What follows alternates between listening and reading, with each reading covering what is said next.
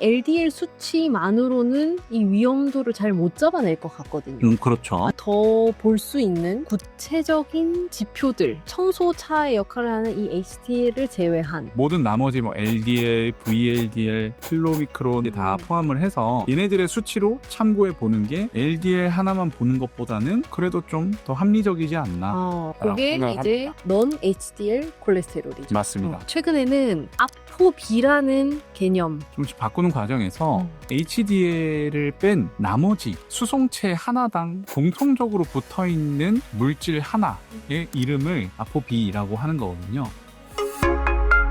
쭉 그 종류에 대해서 다 알아봤는데 한국의 고지혈증의 기준들이랑 넌 HDL, 아포비 이런 내용들이 최근에는 고지혈증의 조금 더 세심한 기준으로 이제 집중을 하고 있는데 맞아요. 최신 가이드라인에 그런 이야기들이 요즘 많이 나오고 있어요. 특히 이제 유럽 쪽에서는 non HDL이라는 항목을 조금 더 중요시 생각하는 것 같고요. 네. 아포비 단백질도 미국에서도 되게 좀 중요하다고 점점 더 위상이 높아지고 있습니다. 네. HDL을 제외한 모든 운반체에는 아포비가 다 꽂혀 있는데 LDL 수치는 정상인데 아포비가 높다. 좁은 거죠. 혈관의 길목이. 개수들이 많기 때문에. 뭐 그렇게 볼 수 있죠. 그러니까 지금은 이제 문제가 좀 더 된다라고 보고 있는 거예요. LDL 콜레스테롤 농도 수치는 정상인데 추가적으로 하나를 더 검사해 봤더니 이 사람 혈관에 문제가 있을 수도 있겠다. 이렇게 판단을 한다는 거죠. 그러면 이 현상을 우리가 어떻게 받아들여야 하나. 단순히 개수가 많으면 정말 이 혈관을 문제를 일으키나? 그래서 이제 나오는 개념이 아까 말씀드린 SDLDL. 그러니까 좀 입자가 작은 LDL들이 문제가 조금 있을 수 있겠다라는 생각들을 하고 있어요. 그러면 HDL은 진짜 확실히 착한 놈인 것 같거든요. 또 반전이 있네, 설명. 반전의 반전을 거듭하는 고지혈증. 인생을 오래 살다 가면 무조건 착한 놈은 없죠. 없죠. 맞아요. 그럼 HDL이 네. 높으면 무조건 또 좋은 건 아니겠네요. 대부분은 좋다고 생각하셔도 돼요. 근데 이제 보고가 되는 게 실제로 정말 HDL이 높은 환자들을 우리가 지켜봤을 때 과연 혈관에 좋은 건가 이게 그렇지 않다라는 보고들이 좀 되고 있어서 왜 그럴까요? 이유가 얘네는 청소차의 역할이라고 했는데 맞아요. 청소를 많이 해주면 좋을 것 같은데 너무 맞죠. 그런데 얘가 개수가 많으면 청소를 많이 하고 잘하느냐 기능이 상실된 HDL이 많아서 그러니까 무슨 얘기냐면 우리 몸 입장에서 어느 정도 역할을 해야 되는데 HDL이 이 역할을 잘 못 해주니까 더 만들어내는 거야. 헛방인 애들이 많아. 그렇죠. 마치 우리 혈구도 산소가 이게 타서 예쁘게 산소를 세포에 보내주면 참 좋은데 혈구가 좀 깨지거나 모양이 좀 찌그러지거나 이런 애들이 생기면 혈구를 만들어내야 되잖아요. 이런 신호가 오듯이 우리 몸에서 HDL의 기능이 좀 떨어져 있는 상황이면 HDL을 더 만들어내겠죠. 근데 그 만들어낸 애들도 청소 기능이 좀 떨어져 있을 수 있잖아요. 쓸모없이 개수만 많을 수 있겠네요. 맞아요. 결국은 양이 많다고 무조건 좋은 게 아니라 이 HDL 하나하나의 질이 좋은 게 중요하다. 이제 정확하게 알겠어요. 무조건 나쁜 놈이 있거나 무조건 좋은 놈은 없는 것 같아요. 그러니까 너무 어렵죠. 그러니까요.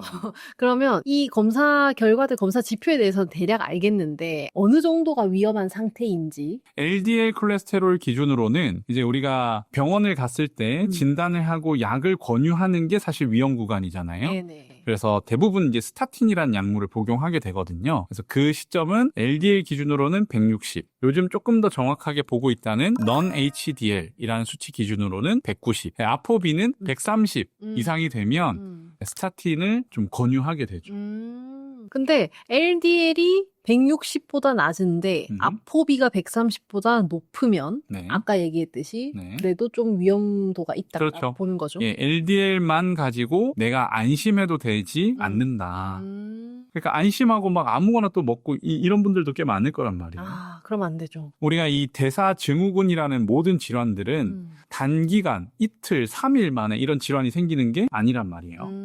보통은 한 10년 정도 쌓인 게 내 몸에 서서히 나타나는 거라고 이해하시면 돼요. 우리가 매우 건강할 때는 우리가 인슐린을 예를 들면 인슐린 분비를 1을 했다고 칩시다. 처음에는 어느 정도의 혈당이 들어왔을 때 우리가 1을 했어요.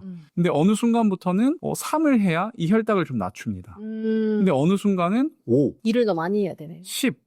근데 어느 순간은 많이 분비를 해서 막 20, 30을 했는데 혈당이 잘 안 낮춰지면 그때서야 수치로 드러나는 거예요. 잠재적인 위험이 크다고 생각하기 때문에 점점 세계적으로는 빠른 시기에 치료를 좀 받는 게 좋다라고 이야기를 많이 합니다. 그래서 저는 진료실에서 유치원 다니는 아이들, 그런 친구들한테도 먹는 거에 대한 잔소리를 좀 하게 되는 것 같아요. 오면 저희 설진하잖아요. 메롱해보세요 하면 보라색 젤리를, 파랑색 젤리를. 젤리! 그리고 들어올 때 감자 튀김 냄새, 치토스 냄새, 그또 얘기를 하게 됩니다. 그럼 우리 싫어하잖아요. 그렇죠. 근데 뭐 어쩌겠어요. 나쁜 과외 선생님을 자처해서 해야지. 네. 네. 음식이 진짜 중요하잖아요. 너무 중요하죠. 오늘의 사실 마지막도 거의 음식의 얘기로 종결이 날 것 같은데. 우리가 먹는 게 사실 우리를 구성하는 거거든요. 맞아요. 네. 좋은 음식을 먹어야 좋은 건강 상태, 좋은 정신 상태, 좋은 인생을 만들 수 있다고 생각합니다. 맞습니다. 리얼 푸드. 를 먹어야 된다. 네. 네. 우리 아포비의 수치, LDL 콜레스테롤의 수치, 그리고 넌 HDL 콜레스테롤의 수치의 기준에 대해서 한번 알아봤는데 적극적으로 치료해야 되는 기준이 또 다를 것 같거든요. 아무래도 수치는 이런데 고려해야 될 요소가 다른 대사질환이거든요. 그래서 이 위험도가 있는지를 판단해서 이 수치는 언제든지 그 기준에 따라 조금 바뀝니다. 당뇨가 같이 있다고 하면 네. 뭐 이 수치가 100 이하로 네. 혹은 70, 80 이하로 떨어지기도 하고요. 네네. 나이에 따라서 50세, 60세가 넘어가면 수치를 조금 더 보수적으로 생각해야 합니다. 나이에 따라서, 기저질환에 따라서, 뭐, 현재 뭐, 흡연을 하는지, 남잔지, 여잔지, 이거에 따라서 치료 목표치가 좀 달라지겠네요. 맞습니다. 그에 따라서 위험도를 측정하는 계산식들도 있어요. 네. 이게 비단 우리나라뿐만 아니고 외국에서도 계속 가이드라인을 업데이트하고 있거든요. 그래서 외국의 뭐 유럽이나 미국에서의 콜레스테롤 가이드라인을 봐도 기존에는 위험도가 높은 경우에만 좀 치료를 권장을 했다면 40살을 이 심혈관계 인생의 시작점으로 보고 있거든요. 맞습니다. 이 나이를 낮춘 거거든요. 그렇죠. 사실 나이가 그전에는 여러 고려 인자 중에 하나였는데 40세가 넘어가면 조기 치료를 좀 하자. 이런 흐름들이 조금 더 강화되고 있는 것 같습니다. LDL에 대한 목표치도 조금 더 보수적으로 수치가 좀 더 낮아진 것 같고요. 사실 모든 대사질환들이 다 그런 흐름으로 가고 있어요. 결국 혈관의 건강이다 보니까 점점 더 인간의 수명이 늘어날 수도 있는 이런 시대에 살고 있는데 그럼 이제 혈관 건강이 사실 우리의 수명과 직결되는 요소라고 저는 생각을 하거든요. 네. 그러니까 다들 그런 생각을 하다 보니까 혈관 건강을 어떻게 하면 지킬 수 있을까? 조금 더 이른 시기에 치료가 개입되면 사람의 수명이 더 늘 수 있지 않나 이런 생각에 좀 앞당기고 있는 추세인 것 같습니다. 맞습니다. 스타틴이라는 약물에 대해서 들어가야 될 것 같아요. 스타틴은 고지혈증에 우리가 당뇨에 메트포민을 1차로 쓰는 것처럼 고지혈증에는 스타틴을 쓰게 되는데 스타틴의 기전이 어떻게 작용을 하게 되나요? 스타틴은 우리 몸에서 콜레스테롤을 합성하는 그 기전을 막아주는 거. 콜레스테롤 합성 공장이 있겠죠? 간안에. 네, 간안에. 기능을 떨어뜨리는 역할을 하고 있습니다. 근데 이 고지혈증 약을 먹고 생각보다 몸살 나는 것 같아요. 뭐 컨디션 좀 안 좋아져요. 이렇게 얘기하시는 분들이 간혹 있어요. 맞아요. 그래서 스타틴 약물의 어떻게 보면 부작용에 대해서 좀 말씀을 해주실 수 있을까요? 뭐 LDL이 하는 기능을 줄이는 거니까요. 스타틴을 먹는다는 거는 필요한 상황에서 적재적소에 들어가서 질환을 좀 도와야 되겠지만 얘가 남용되고 있을까봐 조금 우리는 우려를 하는 거잖아요. 그러니까 환자분들이 얘만 먹으면 난 다 괜찮아. 그렇게 인식을 하실까 봐. 네네. 그게 아닐 수 있는 걸 얘기를 드리기 위해서 스타틴이라는 약물을 저희가 말씀을 드리고 있는 거니까 부작용에 대해서 크게 생각하시기보다는 이런 것들이 좀 있을 수도 있다. 네, 라는 차원에서 들으면 좋으실 것 같습니다. 대표적인 게 아무래도 이제 LDL이 콜레스테롤 합성이 잘 안 되다 보니까 그 합성 과정에서 생기는 다른 좋은 애들이 있어요. 코큐텐이라고 하는. 많이 들어봤어요. 아까도 이제 항산화 물질로 제가 네. 얘기 드렸는데, 네. 근육에 가서 얘가 또 사용된단 말이죠, 연료로. 근데 얘네들이 같이 안 만들어지게 돼요. 그러면 가벼운 근육통이 좀 올 수 있어요. 네. 네, 전신에 기력 저하가 좀 생길 수도 있고요. 결국 에너지를 만들어내는데 사용되는 애니까.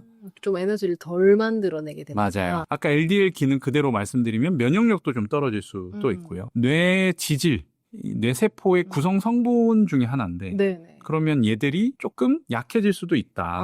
물론 뭐 이런 보고가 있는 건 아니지만 스타틴을 먹고 케이스 리포트 정도는 나오고 있어서 개인적으로 그냥 무시할 수 있는 정도의 내용은 아니라고 생각하고요. 우리 몸에 있어서 세포벽도 콜레스테롤로 구성을 한단 말이죠. 네. 그러면 세포벽이 조금 흔들리거나 약해질 수 있어요. 그렇게 되면 세포벽에는 여러 가지 이제 안테나나 리셉터들이 좀 많은데 많죠. 혹은 작용하는 애들도 있을 텐데 그런 것들이 조금 떨어질 가능성도 있죠. 그래서 근육통과 뭐 몸살 기운, 혈당을 조금 상승시킬 수 있는 가능성 등이 스타틴에 좀 보고되는 부작용들인 것 같은데요. 근데 이게 힘들다고 사실 스타틴을 먹지 마세요. 이게 아니죠. 네. 맞아요. 필요할 때는 이제 고지혈증 약, 스타틴 약을 최대한 이른 나이에 시작을 하는 것이 좋고, 그럼에도 이 스타틴을 먹는 것이 이 혈관의 개선을 엄청 적극적으로 관리하고 있는 것은 아니다. 아니 사실 제가 드리고 싶은 얘기는 스타틴을 먹는 것과 별개로 행동의 변화가 좀 필요하다. 생활 변화가 필요하다. 우리가 간에서 대부분 콜레스테롤을 합성하거든요. 네. 제가 환자들한테 되게 많이 하는 얘기가 지방을 먹는다고 우리 몸에 들어와서 다 이게 지방이 몸에 쌓이는 지방이 되는 게 아니다. 이런 이야기를 정말 많이 드려요. 네네. 환자들이 많이 하고 있는 오해거든요. 뭔가 콜레스테롤이 있는 음식은 먹으면 안 될 것 같다. 근데 그런 게 아니고 사실 우리 몸에서 대부분은 간에서 합성해서 콜레스테롤을 만들어내요. 80% 이상. 먹는 거는 그러면 한 20% 정도. 실제 콜레스테롤을 섭취해서 우리 몸에서 콜레스테롤로 사용되는 경우는 많지 않습니다. 음식이 20%다라고 얘기를 드렸는데 그러면 음식에 의한 영향이 없는 게 아니냐? 아니 그게 아니고 사실 모든 음식에 콜레스테롤이 들어있는 게 아니니까 그렇죠? 콜레스테롤이 중요한 게 아니라 지방이 너무 과도한 거, 지방이나 혹은 제일 중요한 건 사실 당, 정제탄수화물이 너무 과도한 거, 그게 핵심이에요. 그래서 그런 것들을 조금 줄여나가는 노력이 스타틴을 먹는 것과 같이 되면 좋겠다. 왜냐하면 스타틴이 먹어야 되는데 먹긴 먹어야 돼. 우리 지금 문제가 있으니까. 네네. 먹어야 되는데 얘만 먹고서 뭐 20년, 30년 지나면 나는 괜찮냐. 그렇지는 않다는 거예요. 그리고 얘를 계속 먹었을 때의 이 반대급부도 조금은 같이 고려를 하고 있어야 되니까 이런 요소에 대해서도 좀 설명을 같이 드리는 거죠. 그래서 무조건 계속 먹는 것만이 우리 정답은 아니다. 그럼 이제 뭘 먹어야 되냐? 그 뭐 좋은 것도 알겠고 나쁜 것도 알겠고 네. 그러면 그 저탄 고지처럼 지방은 뭐든 많이 먹어도 되는 건가요? 또 아니라고 할 것 같아요. 모든 지방이 다 괜찮다 이렇게 이야기하기는 좀 조심스럽고요. 네. 좋은 지방들이 있어요. 네, 우리 몸에 지방 대사도 계속 이렇게 움직이고 있어야 되거든요. 네. 그래야 체지방도 연소가 되고 너무 지방을 제한하는 것도 문제가 되고 그래서 적당한 정도의 건강한 지방을 먹는 거는 대사에 도움이 많이 됩니다. 혈관 건강에도 도움이 되고 네. 가장 건강한 지방들은 뭐가 있을까? 네. 요즘은 이제 뭐 다들 아시겠지만 오메가 네, 오메가3, 오메가6 이런 애들이 있었는데 요즘은 오메가9, 오메가11 뭐 이렇게까지 나오고 있거든요. 네네네. 오메가9으로 대표되는 이 올리브유, 신선한 올리브유들을 드시는 건 도움이 많이 되죠. 왜 우리 건강하다고 알려져 있는 지중해식 식단의 대표적인 게 이 올리브유입니다. 오메가9이 올리브유. 네. 저희 집에 아보카도 오일을 제가 계란 후라이 할 때 많이 쓰는데 걔도 똑같나요? 네. 오메가9. 네, 맞습니다. 아보카도 오일 드신 거예요? 아, 역시 네, 건강해지고 있습니다. 네. 그러면 이 오메가3, 뭐 오메가6 이런 애들은 불포화 지방산이죠? 맞습니다. 어. 네. 포화지방은 우리가 흔히 생각하는 이 삼겹살 구워 먹을 때 네네. 나오는 기름. 하얀 기름. 네, 그런 걸 생각하면 돼요. 근데 사실 뭐 너무 많이 섭취하면 문제가 될 수 있겠지만 포화지방이 저는 긍정적인 면도 조금 높다고 생각하기 때문에 포화지방까지는 찬반 의견이 갈릴 수 있겠지만 저는 뭐 조금 먹어도 된다라고 생각하는데 불포화지방은 네, 뭐 많이 먹으면 좋죠. 네. 미국에서의 가이드라인에서도 포화지방을 한 10% 이내는 좋은 지방은 섭취를 해라. 맞습니다. 신선한 얘기를 고기. 하니까. 네. 완전 식품에서 오는 지방들은 뭐 굳이 막 다 떼내고 먹고 그럴 필요 없이 그냥 다 드시는 게 건강에 좋습니다. 그럼 그 불포화 지방 중에 이제 우리가 흔히 아는 오메가 패밀리들이 나오는 거고요. 네. 네. 오메가 패밀리들이 어디에 있냐? 9이 지금 올리브 오일, 네. 아보카도 오일에 네. 있냐 그랬잖아요. 나머지 애들은 어디 있어요? 나머지 오메가3요? 네. 왜 옛날에 우리가 뭐 생선에 많다. 네네네. 네, 생선 오일이다. 네. 이렇게 얘기를 하거든요. 그래서 뭐 EPA, DHA 네, 섭취를 많이 하게 되고요. 얘들은 이제 오메가6와 대비돼서 네. 사실 오메가3와 오메가6의 비율이 되게 중요하거든요.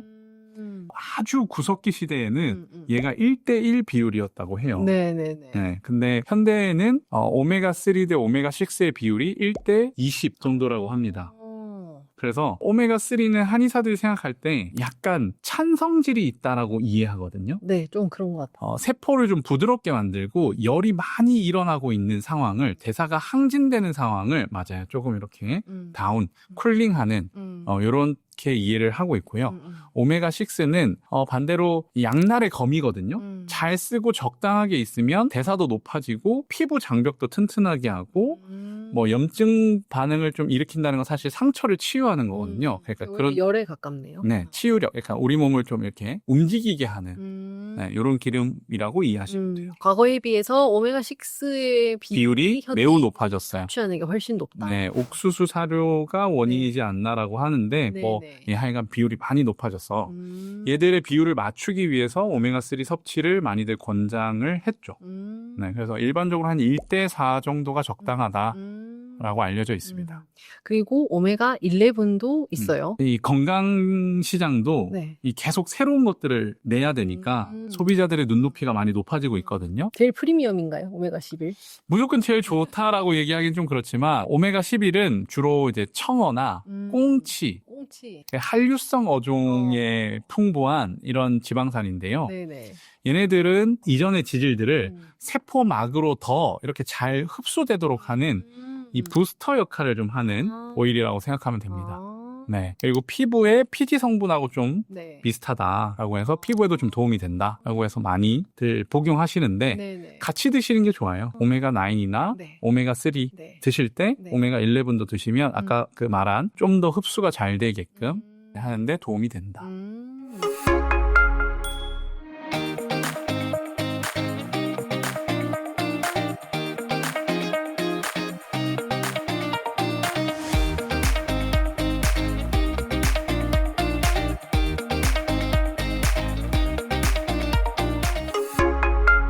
오늘 저희 영상이 도움이 되셨다면 구독, 좋아요, 알림 설정까지 부탁드립니다. 다음 화엔 또 재밌는 내용으로 돌아올게요. 안녕.